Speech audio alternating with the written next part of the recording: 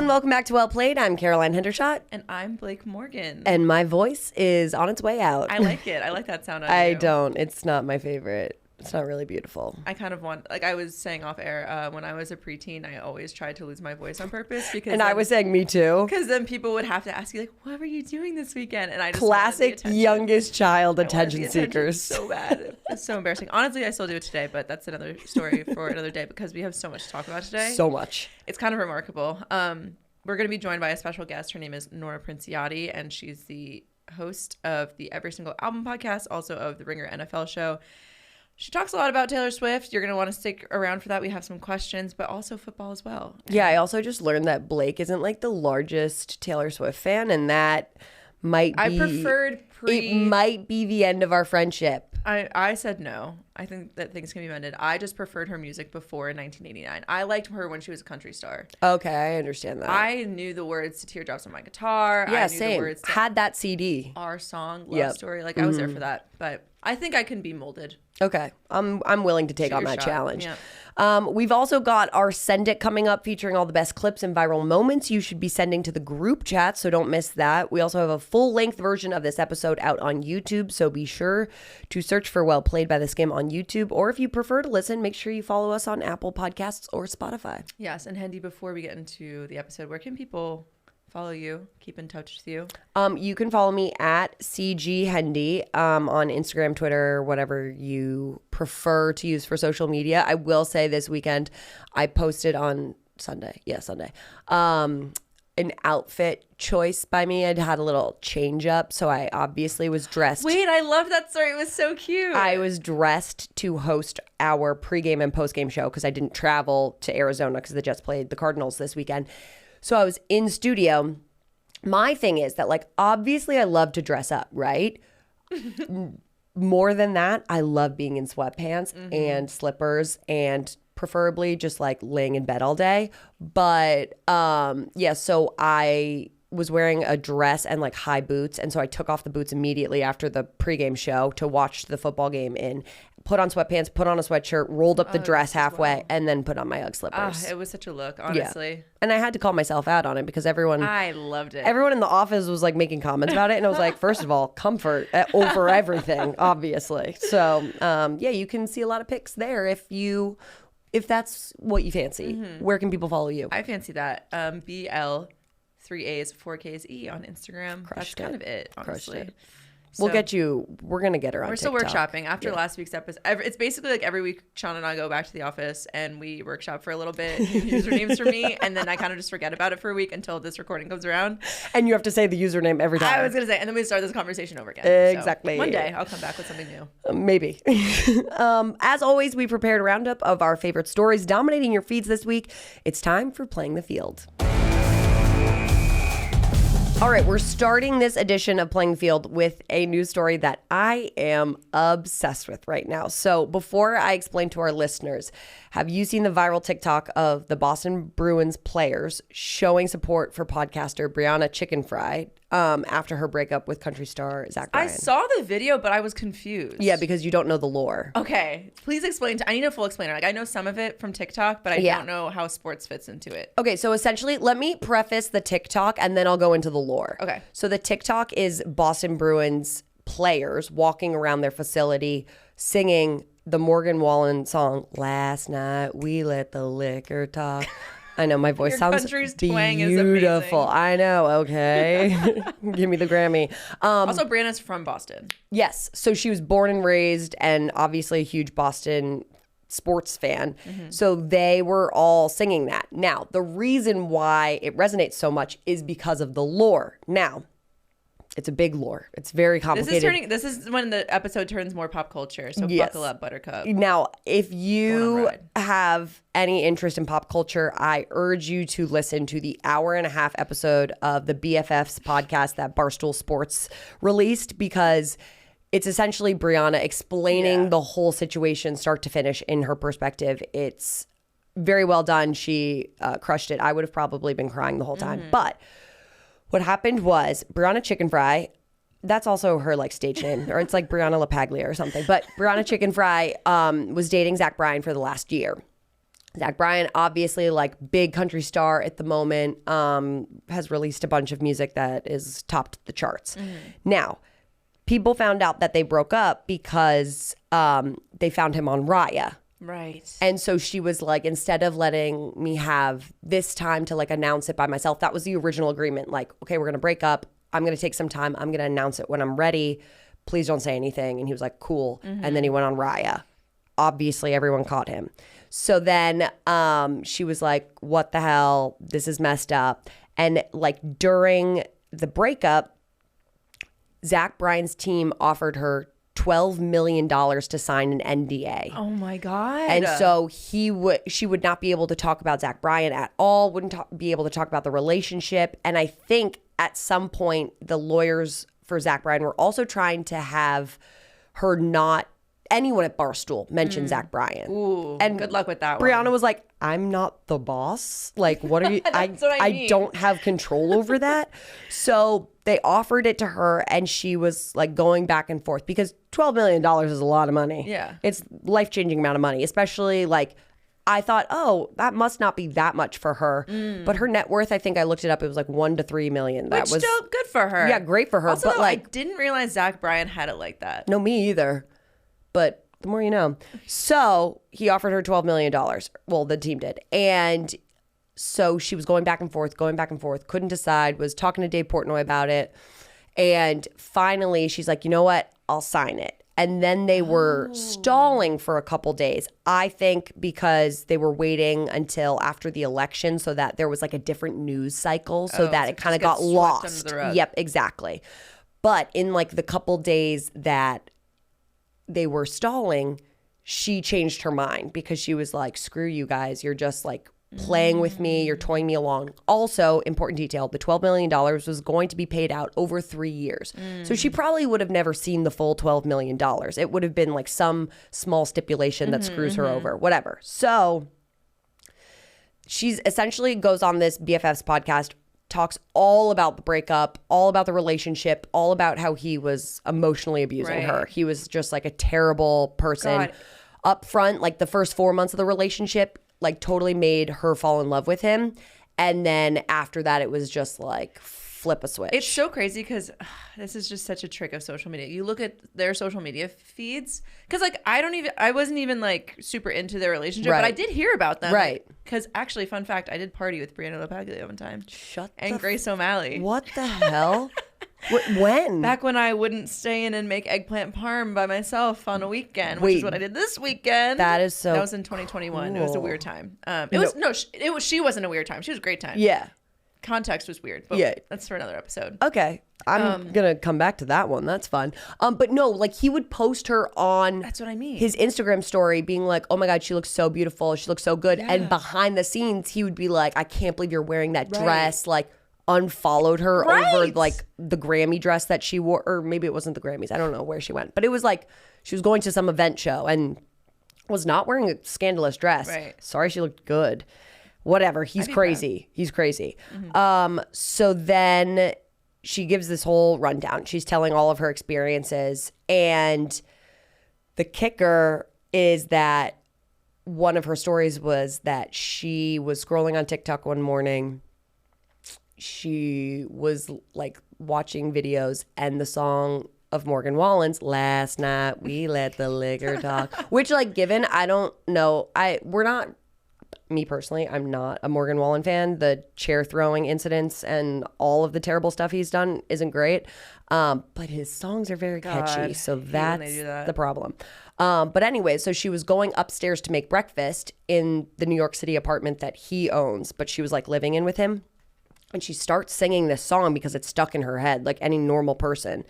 And he freaks out on her, is like, I can't believe you're singing another man's song under my roof in the house that I own. Oh my God, give me a fucking crazy. And so she shares that story on the podcast.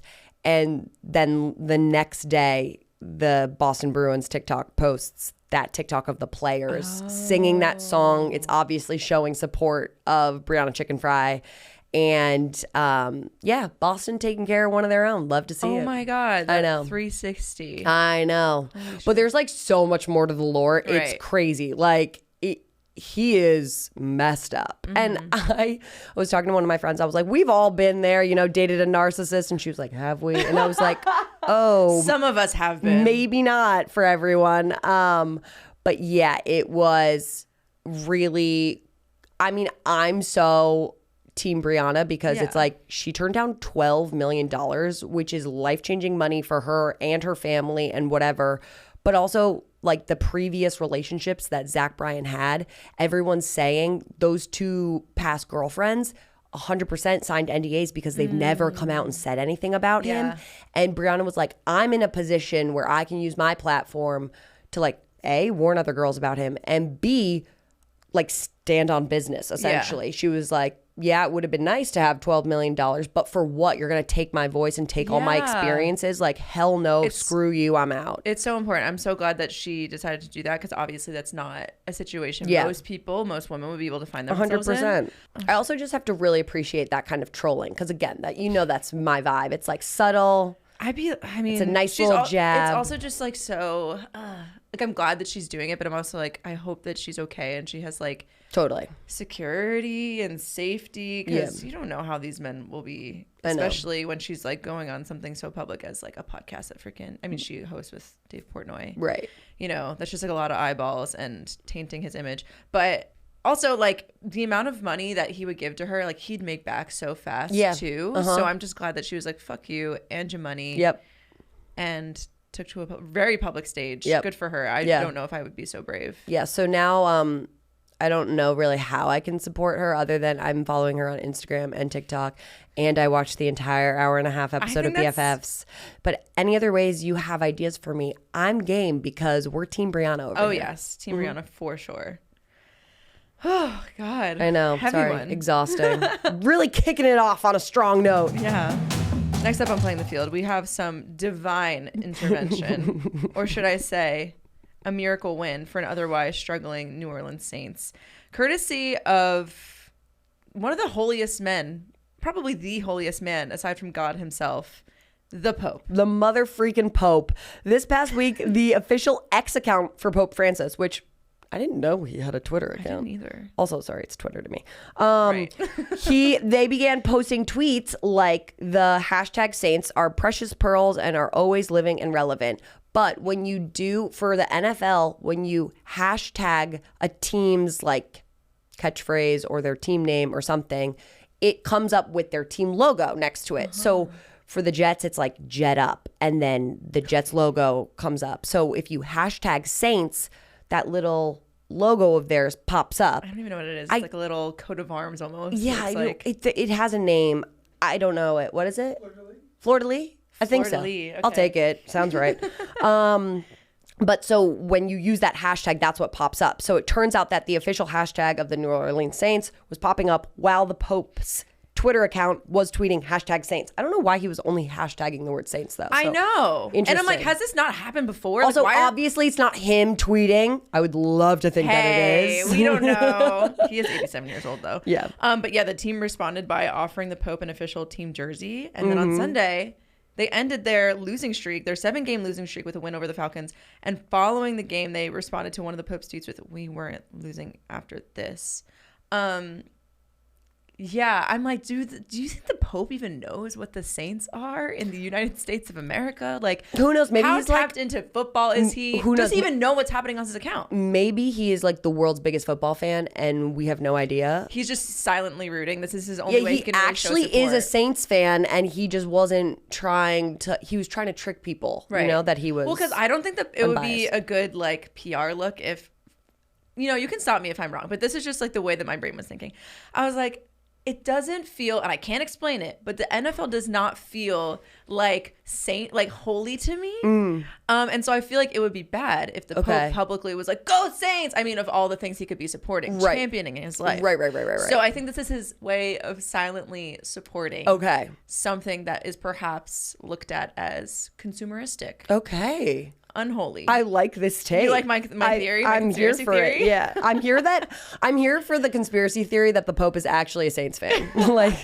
like he's actually been rooting on the NFL secretly this whole time. But I'm also like, how has this not happened before? Because he must be talking about Saints a lot. I looked in the past couple days. Yeah. It has happened at least 3 times. Like, he loves tweeting about Saints. Yeah, he does. So I'm like, is this a new feature on X? I don't think it is. I don't know. It's not new, the little logo guy. I just don't know why he's only hashtagging Saints. So, like, that's my confusion what else in the there. NFL could... What could he... I'm trying to think of, like, what other team he could hashtag that would bring up... I think it's just the Saints. Well, like every team has one. I don't know if it's like if you just write like for the Kansas City Chiefs, if you just wrote like Chiefs or if, I think it's actually Chiefs Kingdom you write and then that like their logo pops up. So every team has one. But I guess Saints is just the most. It's the most. Makes the most sense for the Pope. For you know? the Pope. Yeah. Obviously, I do think that the Saints also played a great game because so you don't think it's just divine intervention? I don't think it's just divine intervention. Athleticism and I skill? know. But Alvin Kamara, I think we do have to shout him out. He became the Saints' all-time leading rusher. So that means as a running back, he has run for more yards than anyone in the history of the franchise. Oh. So more power to him. Okay, Alvin. And then also Darren Rizzi, he was the special teams coordinator. We mentioned it last week, I think, that the Saints head coach was fired and he took over. Oh, right. And a lot of the time, like that interim head coach taking the head coaching or the interim head coach taking that position sparks just like a new... Some breath of fresh air? Yeah, just like a new drive in the offense, defense. In a good way usually or bad? Yeah, usually in a good way just because it's just like kicking the butt to everyone being like, oh, wow, like we're playing that poorly that someone got fired over it. So it's kind of like a uniting factor. But yeah, that was a crazy game. And I think the Pope definitely helped them, but I wouldn't completely credit them or completely discredit them. So we're continuing playing the field with a story out of the NBA. So during Sunday's game against the Boston Celtics, Bucks start Giannis Antetokoumpo. Nice. You did that one with ease. Yeah, First try, guys. Yeah, you did. Extended his hand out to Celtics Jaylen Brown. Mm-hmm. So he... Yeah. Like we can just do a... Yeah. And then it's like, he did one of those. So basically, if you're not watching the video, he like stuck out his hand to give a handshake, and then he was like, nah, psych, and then brushed over his head, kind of like what your dad would do, or any adult really. My brothers did this shit to me all the time, where they would just like try and shake your hand, and then they would fake you out, and then you would feel really embarrassed. Mm-hmm. And then he put his hand out again to Jaylen Brown after he dissed him.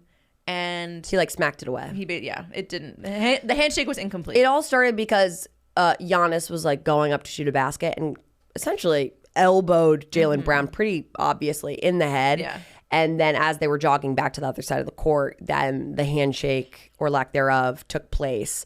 So, it turns out he was not amused. No. The Celtics did go on to win the game 113-107. But afterward, he was asked about the incident and he said, quote, Giannis is a child. I'm just focused on helping my team get a win. And that's what we did tonight. Giannis was asked about the quote as well. And he responded by saying, quote, we always joke around with the flow of the game. It's something that I do to my kids. I play around. Giannis, I got news for you. Jaylen Brown's not your kid. No. I didn't know if you know that. Yeah, but, he ain't. He did not find that funny. I wouldn't find it funny either. I'd be so tight. Yeah, I mean, it's always annoying when you look dumb in front of other people, and I get really pissed off when people make me look dumb or feel stupid. That's like my biggest gripe of all. So I obviously get Jaylen Brown feeling that way, but he also, in the comments that he made afterward, he wasn't like that heated about it. It was like, okay, we won anyway. So I was gonna say also, the Celtics are doing way better than the Bucks right now. Yeah. So JB, real winner. Yeah, sorry, Giannis. Totally. So we're gonna close out playing the field with just like a little look ahead. Did you see that this? I think it's on Friday. On Netflix. Jake Paul and Mike Tyson will be fighting. Yeah, I feel like this has been a long time coming because I feel like it got decided maybe even like years ago. But yes, I saw that it's happening. No, I do not care. But yes, I do hope that Mike Tyson wins because Jake Paul just is really annoying. He's annoying. Yeah. I feel like his only fan base is like 14-year-old boys who have problems with toxic masculinity at the ripe young age of 14. It's very alarming. Yeah. Are you gonna watch? I think I'm going to catch the highlight reel. Yeah, I'll do that. Okay. Okay. We're going to talk about it next week. Yeah, for sure. Okay. Okay, so that's it for Playing the Field. When we get back, we'll be joined by our guest, Nora Princiotti, host of the Ringer NFL show and the Every Single Album podcast to talk all things NFL and Taylor Swift. So don't go anywhere. So we're back, and that means it's time to bring in our guest, Nora Princiotti. Nora, thank you so much for joining us today. We're so happy you're here. Thank you guys for having me. I'm so excited. Pumped that you're here. Also, again, I've apologized off camera, but Nora, I'm sorry you have to listen to my voice all day. Before we dive into our NFL topics for the day, I want to talk about the Taylor Swift of it all. You host a podcast that goes deep into the Taylorverse. You analyze her lyrics. You talk about her choices, her relationships. You also cover other pop stars.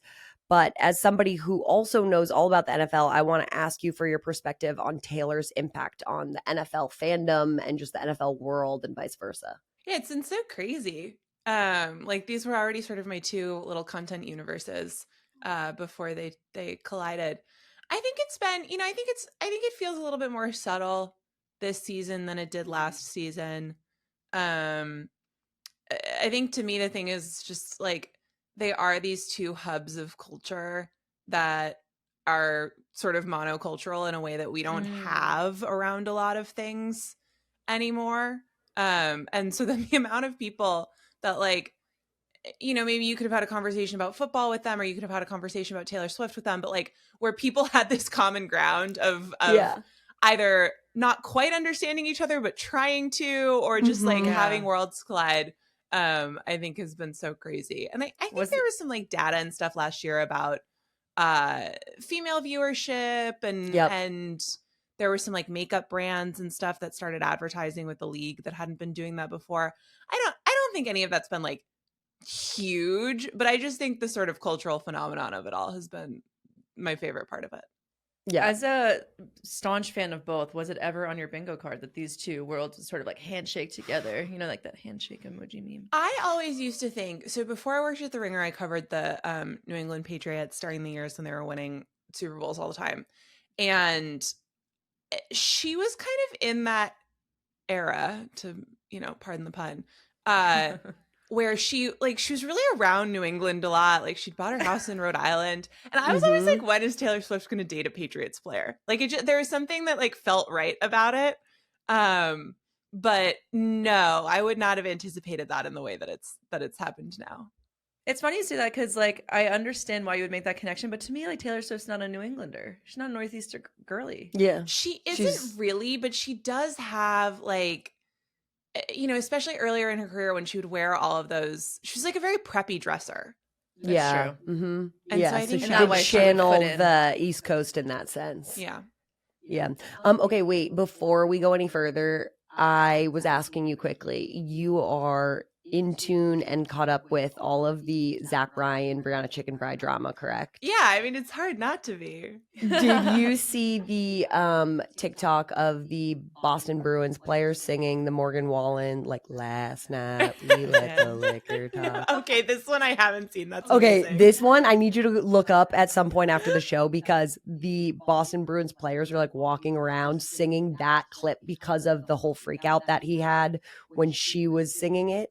And I'm the biggest now Boston Bruins fan because of just their solidarity with Brianna. That is so funny. I do feel like, I mean, I'm like fully speculating wildly here on your show, but like from everything that it feels like we're learning, I have to imagine that historically Zach has maybe rubbed people the wrong way on a number of instances, and perhaps, I don't want to encourage a pile on, but like you can just see people kind of coming out of the woodwork and maybe jumping on the train of and perhaps piling walking. on. Yeah. But no, I think that's a very fair statement to make because I feel like now everyone is, because he's no longer dating Brianna, everyone's being very honest about how they felt about him the whole time. Yeah.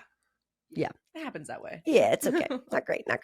Okay, so I'm sure you saw the viral clip from Sunday's Chiefs game where where Taylor Swift was in attendance. She was also dressed in Versace, by the way. Stunning. And Taylor was escorted through the tunnel on a cart, and when she stepped off, officials could be heard saying, "Stay back, stay back." To which Taylor responded, "Please stay back, please. And once again, proving that she's the queen we already knew her to be. So what did you think about all of that and how she approaches the games and the interactions in general? I mean, you said it, like, you know, polite queen. Yeah. I do think, like, I think one of the things that has kind of clicked for me watching her navigate those stadiums, and it's always so funny because you see the Swifties online make jokes about, like, oh, the Chiefs are playing in Taylor's stadium tonight, and Taylor Swift is being so nice, and she's visiting her stadiums during her off season or her off like time. in a charity case. Yeah. Yeah, totally. And it is funny because, like, I would always, you know, long before any of this happened, when I would go to work, if I would go to a game, you know, you walk through either the tunnels below a stadium or go into some of the boxes, and they'll have these big photos from other events that have taken place at whatever stadium it is. Particularly at Gillette. Yes, it's definitely at Gillette. There's one at Arrowhead. There's always a photo of Taylor Swift. And I would always, like, years ago, just be like, oh, that's my girl. But it's like funny for me to think about that now. But I do think, like, one kind of factor that makes this all work is that NFL stadiums are set up, like, logistically and with security in a way that not a lot of places that she could go would be. Okay, yeah, I like this. And so I think when she walks in, like, you kind of, you know, she's always kind of strutting her stuff and, like, feels very relaxed. Right. And I do think it's because she's gotten very comfortable with just sort of, like, how it all works there. So Right. I think and we were go ahead. No, I was going to say we were talking earlier this season that, like, people were speculating, oh, have they broken up or something, because she wasn't going to some of the away games, but, like, going to the home games where she's comfortable, where her security team knows the stadium really well, like, that all makes sense. Yeah, I always thought that was very silly because she had never, like, other than she went to a playoff game in Buffalo on the road last year, and then she went to an away game when it was against the Jets in prime time in New York, a city where she lives. So other than that, she had never gone to an away game. Like, it wasn't, she was not breaking any sort of meaningful pattern by not going, not going on the road. But I think you're right. Like, she's just so much more comfortable with the security at Arrowhead. Yeah. Guys, I've never even thought about this in my life. Like, these logistical questions of a pop star at a football game. She goes around in a janitorial cart. Like, there are a lot of measures taken. She knows every alleyway of these stadiums, I'm sure, because of those sneaking around in her carts. My goodness. Well, whatever Taylor's doing, it's certainly working for her man's team because they are just unbeatable. Oh my God. So let's jump in with some NFL conversations. It is time for Tuesday morning quarterback. So the Chiefs proved once again that they are a team of destiny, despite holding just a 2-point lead going into the final seconds of their game against the Broncos this past Sunday. Who other but Patrick Mahomes and company? They defied the odds. Classic. Chiefs can't lose. On what should have been a easy 35-yard field goal, linebacker Leo Chenal blocked the kick, bringing the Chiefs to 9-0, making them the only undefeated team left in the league. What was your reaction when you saw the blocked kick? I mean, it's like half surprise, right? Because it's a surprising play. It's not what you expect. But at the same time, like, that team finding a way to win, not a surprise. It feels so inevitable. And even like, he blocked a kick. He blocked, like, Leo Chenal blocked an extra point, I believe, in the Super Bowl, a game last year that went to overtime, that, like, mathematically it would be pretty easy to argue they would not have won were it not for that play. And I do think, like, those are the types of little situational moments that really, really good teams, like, they're sort of the only ones who have time to practice them, where they're like, okay, we're good on most of this stuff. Like, let's run the blocked kick play 15 times today in practice. And then you see when it comes in handy. So it's that mixture of, like, whoa, did that just happen? And also, of course, that just happened. Exactly. Like, I do think it's inevitable that the Chiefs lose a game this year. If they went undefeated, that would be very impressive. But I just think it's inevitable. And everyone was kind of, at least that I was around, was like, oh my God, it's going to be to the Broncos. Like, this is insane. But you're right. Completely hitting the nail on the head of just, like, them practicing those finer tuned details is what makes a good team a great team, I think. And that's why, like, so I think it's very fair to say that they have not played particularly impressively Correct. offensively up to this point in the season. Okay, they haven't lost a game, of course. But I do think it's like fair to believe your eyes, right? Like they're very low ranked in explosive plays. They get just enough. And if they continued to play like that, I do think it would limit their ceiling. I think it would come back to haunt them.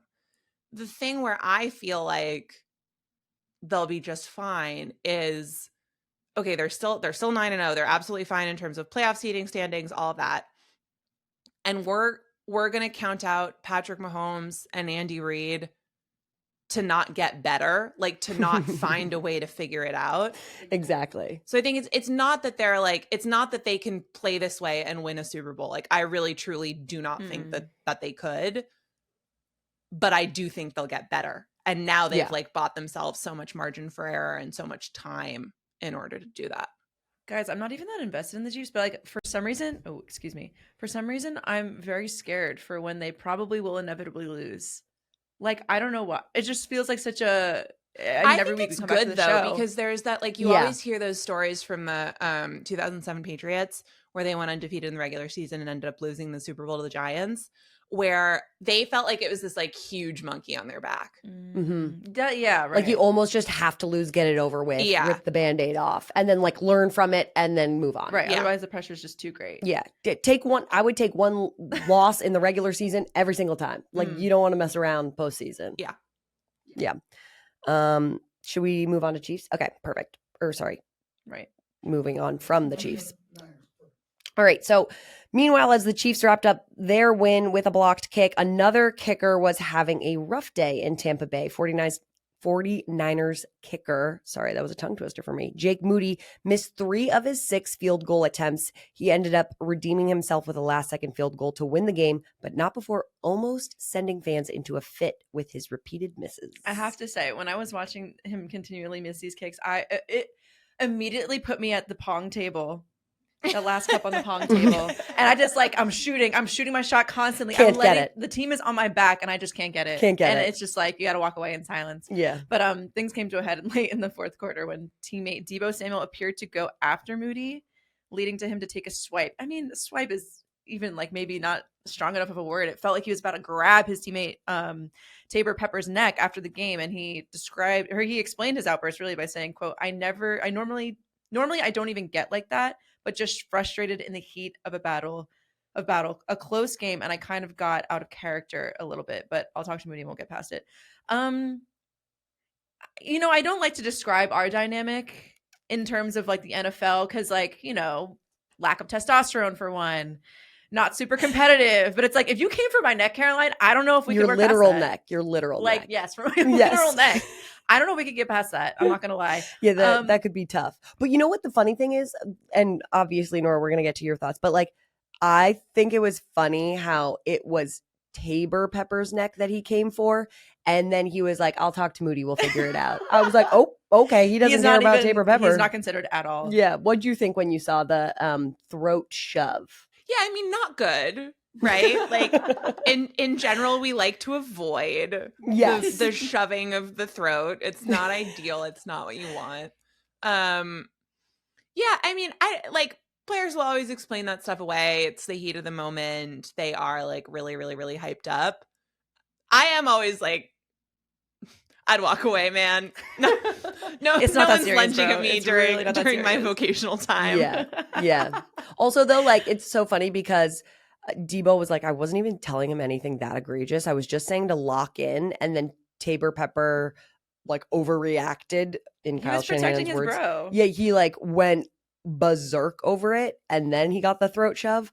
But sometimes you do need a kick in the butt from a teammate more so than a coach because that just hits different. I think like within the sort of dynamics of a team, a player who's as good as Deebo is, I guess, an effective messenger for something like that. For sure. I'm just firmly in the like no pushing on the sidelines camp. And particularly throat shoving. Yeah, throat shoving, push. Yeah. No. I would rather take a kick in the butt, personally. Definitely. Like a literal kick in the arse. Yes, please. Okay, we're going to move on from one game ending kick to another. I'm sure you both saw Sunday night's thrilling conclusion to the Lions' win over the Texans. Kicker Jake Bates played hero once again with a 52-yard walk-off field goal that just slipped inside the left upright. This is the same Jake Bates, yes, that we talked about, coming from a job literally selling bricks in Houston, might I add, to now being 14 of 14 on the season on field goals. So, Nora, I want to get your thoughts on the 8-1 Lions, but also what do you have to say about Jake Bates? I mean, I really can't remember the last kick I saw go through the uprights with that little room to spare. Like, it felt like there's that meme and that famous story of when, I'm trying to remember what game it was, but when the refs were checking a down and distance, checking a first down, where they used the index card to measure where the tip of the football was relative to the chains. And like, I felt like you could have put that index card in between the ball and the side of the upright. Like, that was just so crazy to me. But the Lions, like, I think you can read that game two ways. And one is, okay, this is the performance. Jared Goff throws more interceptions in that game than he did all of last season. This is the performance that you're scared your quarterback like still has in him.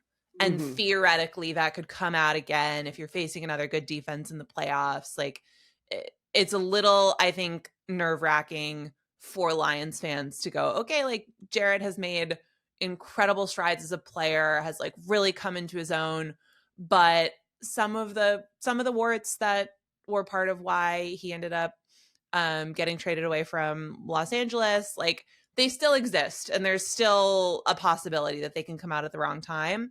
I think the flip side of that, and why you could feel really good, is you could look at that performance and go, oh, even when that happens, like, there are multiple ways that this team can win. There are multiple ways that they can just figure out how to stick in there, and defense can help, special teams can help, and it's going to be okay even if they do get an off day for the quarterback. In general, I mean, it's just been a great season for them. The Chiefs seem to be the team of destiny in the AFC, but the Lions are continuing to look pretty hot. So do you think they're going to be – I keep looking at this camera. You're over here because this is my camera. Do you feel like this team is going to be Super Bowl bound? Do you think they're a little too vulnerable? What are you reading from this? I think they're definitely, I've been like really on the Packers train. It's definitely been a much more up and down season, but I just think like when they are healthy, I think the way that Jordan Love plays gives them a little bit of a higher ceiling. But I do think that's a bit of a, I wouldn't call it a hot take, but it's medium warm. I think if you're looking at the NFC and looking for sort of like the consensus Super Bowl contender, I think it's hard to say that it's anybody but Detroit. I mean, the way that like they've mostly scored like 30 points a game for most of the season. Again, other than that game, Jared's been really clean with the football. I think defensively, they didn't have Zay Smith in there. He's still getting acclimated, and I do think that'll make a difference because I have had some concerns about their defense just figuring out how to play when they don't have Aiden Hutchinson, who is off to such an incredible season before he got hurt. So I would say that I think they're the sort of obvious NFC Super Bowl pick. And I would say that even given that I think I'm a little bit more like lukewarm on them than some people. Okay. You heard it here first. That's a good one. Okay. Not for nothing, but I don't want to talk about winning teams anymore. Let's talk about a team that seems to continue to fall apart, please. Correct. And that's the 3-6 Dallas Cowboys. So they suffered a brutal loss to the Eagles at home on Sunday. I'm not sure where we want to begin, but Caroline, I kind of want to start with the glaring problem at the stadium. Unintended, please. I think everyone is talking about this. So obviously CeeDee Lamb missed a touchdown catch because he was blinded by the sun that was coming in through these massive windows in AT&T Stadium. I also just want to say this story made one of the top stories in our Daily Skim newsletter today. We don't often cover sports as like our top 3. Yeah. So I feel like this has got to be a big deal. Yeah, I mean, it's America's team. It's resonating, Yeah, clearly. So there's like these big windows. Okay, so he was asked after the game, do you think that, are you in favor of putting up curtains? Because whenever a other like major either sporting event or like the Eras Tour or WrestleMania comes into AT&T Stadium, they put in massive blackout curtains over these windows. Obviously, they're like larger than life windows, but they put the blackout curtains over them so that the sun isn't a factor or a problem. So everyone else does it. So they asked CeeDee Lamb, hey, are you in favor of the curtains? And he said 1000%.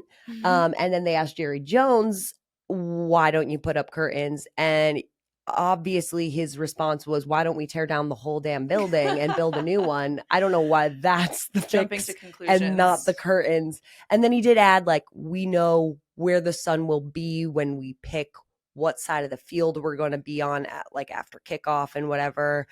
Then he made a comment about the moon. I don't even know. He The was moon just thing. going No, on, hold like, on. We have to talk about what about the moon? Like it was crazy. What is he saying? I was like, yes. What about What the about moon, it? Jerry? He said, no, Moon? this Like- is how it ended. He was like, I don't want to tear down the whole damn stadium, blah, blah, blah, blah, blah.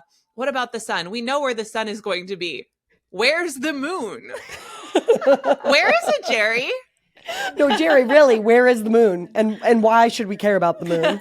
So funny. So bizarre. But like, I don't know what to make of it. What do you think of the entire situation? I mean, I think it's hilarious. Yeah, Like, of course. first of all, again, I'm so glad that you guys pointed this out because I think this has gotten missed when this has been covered in a number of ways. They have the curtains. Yes, They don't have to do exist. anything. They just Yeah. need to choose to use the curtains. They correct. like, not only do we not have to tear down the stadium, we don't have to add curtains. The curtains It's are giving there. weaponized incompetence. Yeah. Are you familiar with that? Like that's what Jerry Jones is exhibiting right What now. would But also, happen like- if somebody said the phrase weaponized incompetence to Jerry Jones? I think it would Oh, blow his God. mind. He would literally spontaneously combust. 'cause That he's would be like, I don't know what the scary. fuck that is. Okay, but like also not for nothing, this isn't the first time that Cowboys players have kind of critiqued the facilities that they use, because you know the whole story of people getting tours Yes. while the team practices and like is lifting weights, and people like knock on the glass like they're zoo animals. Yes. So it's like,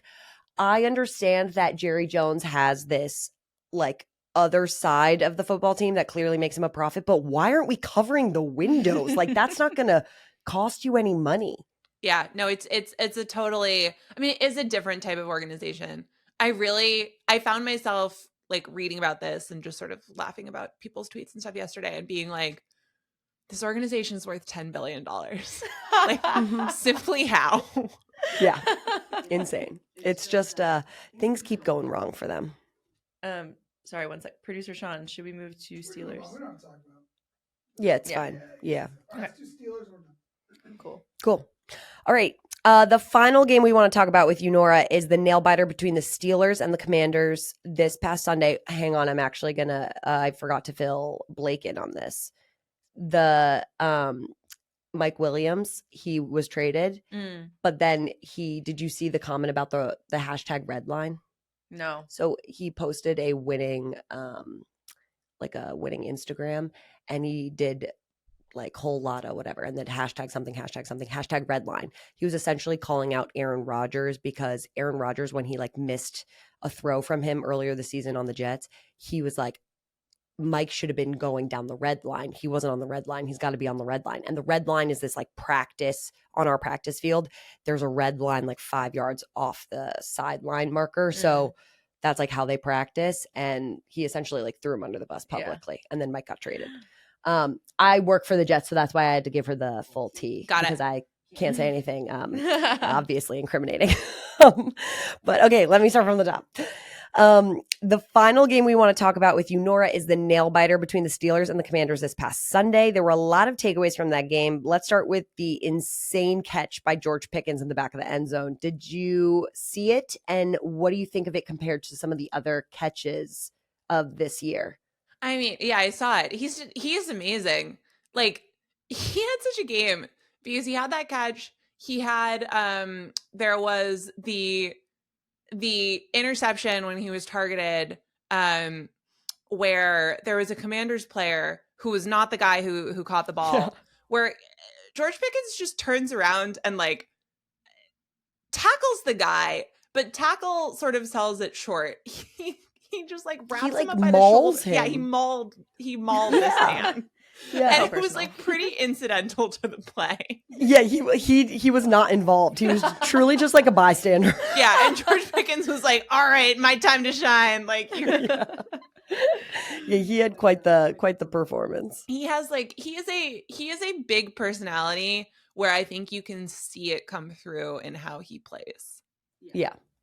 And I know that has not been without sort of drama in terms of, you know, he was sort of quasi benched earlier in the season, Mhm. but there's something about watching him where I just like always find myself laughing. Well, Nora, I'm also curious. Where do you rank this catch compared to the other best catches of the year? Oh gosh, I would have to think about that. I mean, That's a valid answer. so I'm also trying to think about like there've been a couple of Justin Jefferson like toe tappers, but it would be up there certainly. What about the Garrett Wilson from last week against the Texans with the shin? Oh yeah, that would Still number one for you? It was number one for me when I was reading through our script. Proud of you, boy.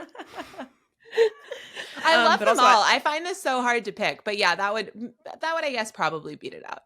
Okay, It was we'll kinda take it. gorgeous, but I don't know if you noticed this, Hendy. I'm sure you did. But the Mhm. Steelers went ahead in the game on a touchdown throw to one Mike Williams. Mm-hmm. You kind of know that guy. We Yeah. just talked about him last week. What did you think when you saw the former New York Jet haul in such a big touchdown? Obviously very happy for him because Mike Williams is very sweet and it was always very nice to me. But yeah, I'm sure that the Jets fans were not pleased that Mm-mm. he was traded away and then scored a touchdown. Yeah, he did his thing. Not great. Do you want to ask Nora about the Instagram post or do you want to not? Did you see the Yeah. Well, yeah, Nora, did you see the Instagram post from Mike Williams after that game? I did, or I heard about it.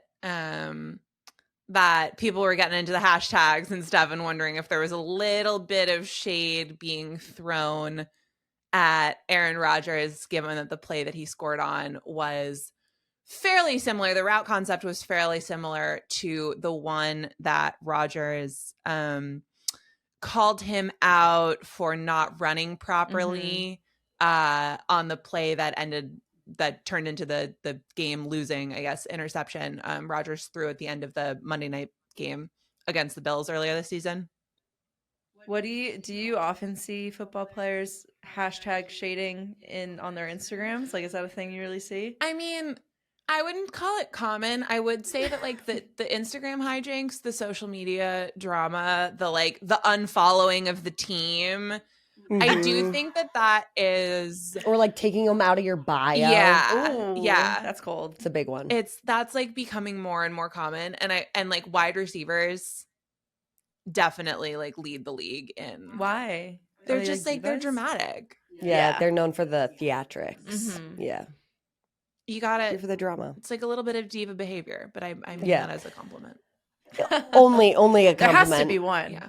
Okay, so the Steelers ended the game by baiting the Commanders into a neutral zone infraction, after which quarterback Russell Wilson treated us to a little shimmy shake celebration. And after the game, head coach Mike Tomlin refused to say whether or not the team was actually planning a QB sneak. Nora, what did you think of the play and how impressive you've been overall with the Steelers this season? I'm super impressed. I am, particularly since they made the switch to go from Justin Fields to Russell Wilson, which, like, I will be so honest with you guys, I did not think would work out well. And I don't think a lot of people did. yeah. Well, Yeah. and Fields, you know, he wasn't lighting the world on fire, but he was definitely playing more consistently and with fewer mistakes than he had at any time previously in his career. So it felt like, oh, you know, maybe he'll even get better from this point. And when they put Russ in, I was like, okay, we'll see. I wonder if they'll regret this. Is this something that like Tomlin is doing just because he feels like he made this guy a promise and it's not, you know, that's admirable, but that's not usually how we see these teams operate. And they have just really found a way to construct what they do offensively based on what he is still really good at, which is like, it is like we were talking about with the Mike Williams touchdown, like it is perimeter deep balls They support it with the run game. Their defense is obviously great. Mhm. And, Tomlin is just such a steady coach, and they find ways to win games. So to me, like, they are the, I guess you could say the Vikings too, but like they are the surprise team in the entire league to me, really. Well, there you have it, people. That's all for our edition of Tuesday Morning Quarterback with Nora. Nora, thanks so much for being here. Can you tell our listeners where they can keep up with you and tell us a little bit about your shows real quick? Well, thank you for having me, first of all. And so theringer.com, that's where I do all my writing. And I am on the Ringer NFL show talking about big NFL topics every Wednesday or Thursday, kind of depending on when that post based on news. And then Every Single Album is my other show, my music podcast. I co-host that with Nathan Hubbard. That goes up once a week on Fridays. It has its own feed, Every Single Album, wherever you get your podcasts. A lot of Taylor Swift talk, but also especially, we just had Grammy nominations. It's been such a year for the pop girlies, and we cover that. Oh, yeah. Love to hear it. Awesome, Nora. Thank you so much. You're awesome. And we hope we get to talk to you again soon. Thank you guys for having me. All right, we conclude this episode, as we always do, with a round of Send It, where we share 4 of our favorite viral moments from the week that you should be sending to your group chat. Blake, you have the floor. Who's your first nominee? Okay, my first nominee. I hope everybody saw the final celebration in the Vikings' 12-7 win over Jacksonville. But in case you missed it, Viking safety Cameron Bynum sealed the win with a huge interception. I don't really care about that. What I care about is how he celebrated by giving a very accurate rendition of the viral breaking sensation Raygun, her now famous routine from the Paris Olympics. We talked about her on this very show. So Bynum's teammates followed him into the end zone where he replicated the routine. Honestly, 10 out of 10, I would say. What are your thoughts on the celebration? We've talked about Cameron Bynum before because he did the Parent Trap handshake. Oh my God, he's loaded. He's locked and loaded. His celebrations are not to be messed with when he gets an interception. Also, he just continues to get interceptions. So, good for him. Yeah, he's doing his theatrics on the field, and then he's also performing on the field. So he's really crushing all aspects. But I thought it was freaking hilarious. I didn't know exactly what it was when I first saw it. And then when I saw the videos side by side, I was dying because you're right. It is to the T, move for move. Oh, yeah. Exactly. So I thought it was... I mean, it's also good timing because he kind of is filling the gap that Raygun is leaving because she just announced her retirement from high-level competition this week. But she clarified her breaking career isn't entirely over. I mean, personally, I think it's so wrong that she went to the Paris Olympics, 6 months ago, and now she's deciding to retire. Yeah, she said, I'm going out on top. That's not on top. I mean, if you want to call it that, sure, yeah, on top. Girl, quit while you can. I mean, on top, notoriety-wise. Right. She's riding that wave. Exactly. Anyway, what do you got? Okay, I have the honor of explaining to you the best ref call of the weekend. Now, the honor belongs to Sean Hockley, who treated NFL fans in Munich to a penalty call in what sounded like perfect German. Why was it special, you might ask? I will explain. He wasn't the first Hockley to do it. Sean Hockley is the son of Ed Hockley, who made a similar call in Spanish during the NFL's first ever game in Mexico back in 2005. Aww. So it was this sweet little ode to his dad, but also I just really liked German it. People. Yeah, and also my question for you is, when are you going to memorize the NFL playbook so that you can then give us a call in French? Because I grew up in high school taking Latin. It is a dead language. You cannot speak it. So this is our representation right now. First of all, these words don't exist in French because they don't watch American football. You know what I mean? So you have to say it with you could piecemeal something with together the French accent. Yeah, but you could figure it out. Can you give me something to say? What did he say? Let's say the player was offsides. The player was offsides. That's how you would say it. I'd be the joueur was how you say, You're giving, you know what you're giving. Fucking Jacques Cousteau, I don't know, Pink Panther. No, you're giving the little chef from Ratatouille who he's mean. Oh, he's the head chef. Yeah, the head mean chef. But that's exactly how he talks. You're so right. The movie does. Also, though, I will say it would be way more impressive if you can figure this out in Latin. So I'm nominating you for. That's rude. You're not okay. You're just absolutely rude. Okay, I'm up next with another Send It. We need to talk about the celebration that followed Ole Miss pulling off an upset victory over Georgia on Saturday. Immediately after the 28-10 win, which put Ole Miss in position to make the playoffs this season, their fans rushed the field. They also, I should say, they rushed the field a little early. Yeah, they had did. like 16 seconds Yeah. left on the clock, but whatever. Neither That's here nor not there. important. Not important. Mm-hmm. But as we know from a previous episode, this celebration probably cost the team, I don't know, like $250,000, which they'll Casual. have to pay to Georgia.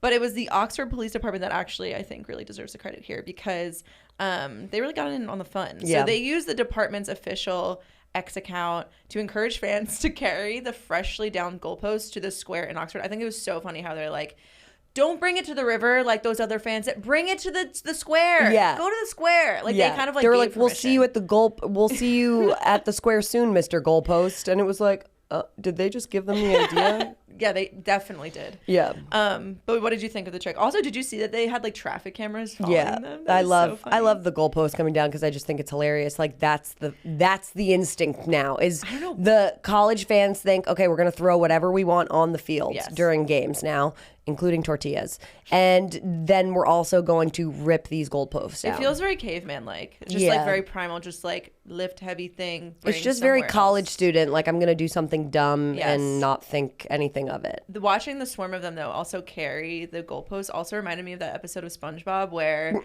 the Alaskan bullworm comes. Oh my god! And so Patrick is like, we need to move the city, and then he makes everyone push Bikini Bottom. That's kind of a deep cut. It's a good reference. I'm a big SpongeBob fan. So producer Sean just let me know that the SEC actually is fining $350,000 because of what I said. They rushed the field too early. Okay, well, to Georgia, that will go. Mm-hmm. And I'm sure that it won't make their football program any better than it already is. Mm-hmm. Okay, so my last send it is, did you see the moment LeBron James secured his second consecutive triple-double this weekend, which, by the way, sets a record for the oldest player with back-to-back triple-doubles because LeBron's just breaking his own records at this point. In the final minutes of their 123-103 win over the Raptors, James can be seen grabbing his 10th rebound of the game and then pointing to a fan in the stands. Why was he pointing, you ask? That fan just got finished informing LeBron that he was one rebound away from fulfilling a parlay and hitting the milestone. So after the game, LeBron acknowledged the fan's influence on the play. There is a trend of fans yelling at players about prop bets and the like, are we here for it? Or is LeBron now going to regret helping that fan LeBron out? doesn't care. No, he doesn't. He doesn't care. He probably also, I mean, do you think he knew that he was up? Besides, like, would he have known if the fan hadn't pointed it out that he was up for his, like, second consecutive triple-double? Probably, Like, do you because think- I think he is always aware of that. Yeah. Really? But I don't think that he would have given the nod, to that fan. Oh, of course not. Which I He think. wouldn't just give out nods for free. Right, no. But I think which is going to come back to bite him in the butt because I'm sure now people Right, are going to someone's feel gonna be like, very he's just in on it. full of themselves to start yelling at LeBron. That's true. Yeah. That's true. Okay, what's your send it for the week? Sorry. That was a really big dramatic sigh for no reason. It was really dramatic. I'm going to say Raygun. Are you kidding? The Raygun Wait, touchdown we're in celebration? agreement. Come on. We're in agreement. I love that. Yeah. I mean, I kind just- of want to learn it. I'm here low-key. for Cameron Bynum's interception celebrations. I think that there should be more interceptions for him so that we can see what else is in his bag. And I just want to keep seeing what he can do. I wanted to see do the deepest cuts. Like I can't even. I couldn't even think of one that I would be like, holy shit, how did he know to do that? Like, Yeah. What else is there? I know, right? Like he keeps topping himself. That's why I Yeah, want to see that's like what I mean. what is your next idea?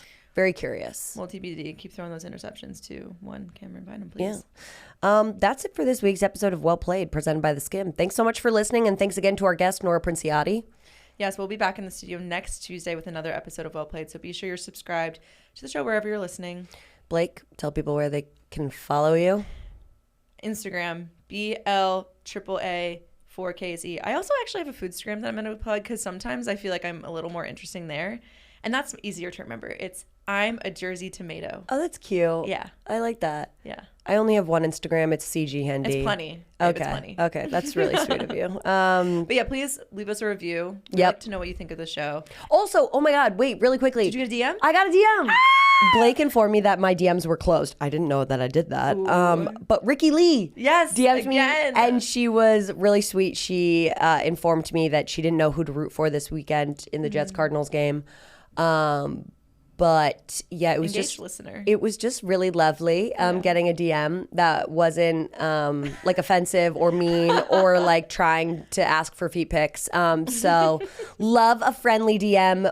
My DMs are now open to Yes. any and all friends. Open for business. Yeah. For friends, please. Yeah, that's why I prefaced. Yes. You can also check out our Well Played YouTube channel where we have a full-length video of today's episode. Just search Well Played by This Game on YouTube.